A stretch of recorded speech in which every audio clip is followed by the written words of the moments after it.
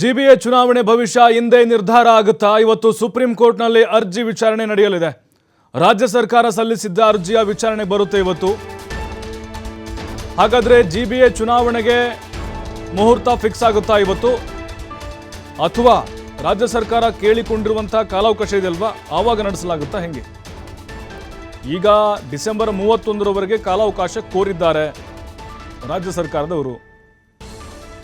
ಅದಕ್ಕೆ ಓಕೆ ಅನ್ನುತ್ತಾ? ಹಾಗಾದ್ರೆ ಈ ಹಿಂದೆ ಸುಪ್ರೀಂ ಕೋರ್ಟ್ ಹೇಳಿತ್ತು ಆಗಸ್ಟ್ 31ರೊಳಗಡೆ ಜಿಬಿಎ ಅಂದರೆ ಜೂನ್ 31ರೊಳಗಡೆ ಅಂತ ಹೇಳಿದ್ರು, ಮತ್ತು ಆಗಸ್ಟ್ 31 ಅಂತ ಬಂದರು. ಈಗ ನೋಡಿದರೆ ಡಿಸೆಂಬರ್ಗೆ ಹೋಗ್ತಿದ್ದಾರೆ. ಇವತ್ತು ಸುಪ್ರೀಂ ಕೋರ್ಟ್ನಲ್ಲಿ ಅರ್ಜಿ ವಿಚಾರಣೆ ನಡೆಯುತ್ತೆ. ಕಾಲಾವಕಾಶ ಸಿಗುತ್ತಾ ಇಲ್ವಾ? ಯಾಕಂದರೆ ಅಧಿಕಾರಿಗಳು ಸಿಬ್ಬಂದಿಗಳು ಈಗ SIRನಲ್ಲಿ ಭಾಗಿಯಾಗಿದ್ದಾರೆ.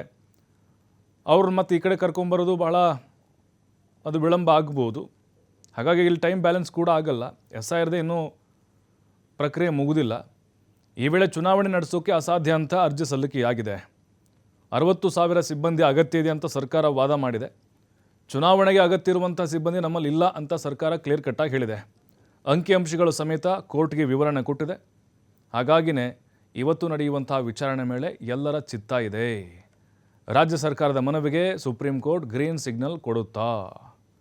ಬಹುತೇಕವಾಗಿ ಕೊಡುತ್ತೆ ಅಂತ ಅನ್ನಿಸ್ತಾ ಇದೆ. ಯಾಕಂದರೆ ಈ ಹಿಂದೆನೂ ಕೂಡ ಈ ಥರದ ವಾದ ಪ್ರತಿವಾದಗಳು ಆಗಿದ್ದಾವೆ. ವಿಚಾರಣೆ ಕೂಡ ಬಂದಿತ್ತು ಇದೇ ಥರ.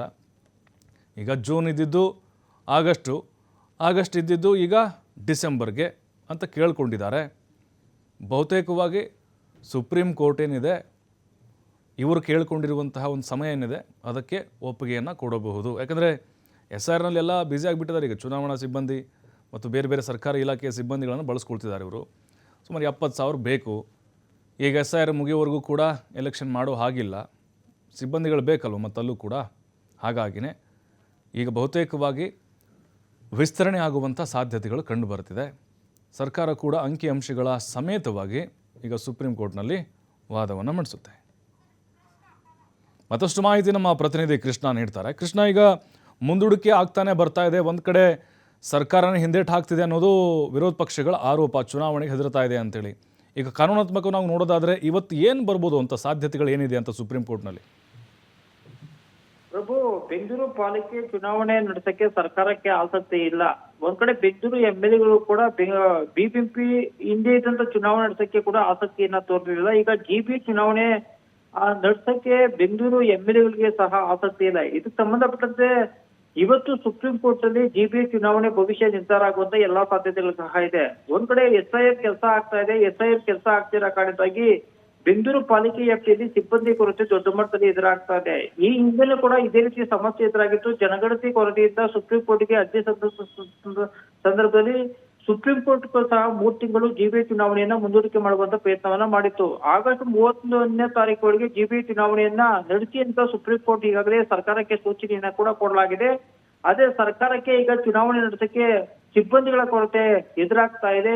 ಜುಲೈ 1ನೇ ತಾರೀಕಿಂದ ರಾಜ್ಯಾದ್ಯಂತ ಅದರಲ್ಲೂ ಪ್ರಮುಖವಾಗಿ ಬೆಂಗಳೂರಲ್ಲೂ ಸಹ SIR ಕೆಲಸ ಆಗ್ತಾ ಇದೆ. ಹೀಗಾಗಿ ಇವತ್ತು ಚುನಾವಣೆ ಮುಂದೂಡುವಂತೆ ಕಳೆದ ಕೆಲ ದಿನಗಳ ಹಿಂದೆ ಅರ್ಜಿಯನ್ನ ಸುಪ್ರೀಂ ಕೋರ್ಟ್ಗೆ ಸಲ್ಲಿಕೆಯನ್ನ ಕೂಡ ಮಾಡಿದ್ದಾರೆ. ಇವತ್ತು ಅರ್ಜಿ ವಿಚಾರಣೆ ಇವತ್ತು ಬರ್ತಾ ಇದೆ. ಹೀಗಾಗಿ ಯಾವ ನಿರ್ಧಾರವನ್ನ ತೆಗೆದುಕೊಳ್ಳುತ್ತೆ ಸುಪ್ರೀಂ ಕೋರ್ಟ್ ಅನ್ನೋದು ಕೂಡ ಈಗ ಕುತೂಹಲ ಕೂಡ ಹೆಚ್ಚಳ ಆಗ್ತಾ ಇದೆ. ಒಂದ್ ಕಡೆ ರಾಜ್ಯ ಸರ್ಕಾರ ಮತ್ತು ಚುನಾವಣಾ ಆಯೋಗ ಡಿಸೆಂಬರ್ 31ನೇ ತಾರೀಕುವರೆಗೂ ನಮ್ಗೆ ವಿಸ್ತರಣೆ ಮಾಡಿ GB ಚುನಾವಣೆ ಅಂತ ಮನವಿಯನ್ನ ಕೂಡ ಮಾಡಲಾಗಿದೆ. ಆದ್ರೆ ಸುಪ್ರೀಂ ಕೋರ್ಟ್ ಯಾವ ನಿರ್ಧಾರವನ್ನ ತೆಗೆದುಕೊಳ್ಳುತ್ತೋ ಅದರ ಆಧಾರದ ಮೇಲೆ ಬೆಂಗಳೂರು ಪಾಲಿಕೆ ಚುನಾವಣೆ ಭವಿಷ್ಯ ಕೂಡ ನಿರ್ಧಾರ ಆಗುತ್ತೆ. ಒಂದು ವೇಳೆ ಸುಪ್ರೀಂ ಕೋರ್ಟ್ ನೀವು ಹಿಂದೆ ಕೊಟ್ಟಿರುವಂತಹ ಡೆಡ್ ಲೈನ್ ಒಳಗೆ ಚುನಾವಣೆ ನಡೆಸಿ ಅಂತ ಒಂದು ವೇಳೆ ಸೂಚನೆಯನ್ನ ಕೊಟ್ಟರೆ ಚುನಾವಣೆಯನ್ನ ನಡೆಸಲೇಬೇಕಾದಂತ ಅನಿವಾರ್ಯತೆ ಇವತ್ತು ರಾಜ್ಯ ಸರ್ಕಾರಕ್ಕೆ ಎದುರಾಗುತ್ತೆ. ಹೀಗಾಗಿ ಈಗ ಸದ್ಯದ ಮಟ್ಟಿಗೆ ಚುನಾವಣೆಯನ್ನ ನಡೆಸಿ ಅಂತ ಸುಪ್ರೀಂ ಕೋರ್ಟ್ ಹೇಳೋದು ಬಹುತೇಕ ಅನುಮಾನ ಅಂತ ಗೊತ್ತಾಗ್ತಾ ಇದೆ. ಯಾಕಂದ್ರೆ ದೇಶದ ವಿವಿಧ ಭಾಗದಲ್ಲಿ SIR ಕಾರ್ಯ ಮಾಡಿ ಅಂತ ಈಗ ಇಡೀ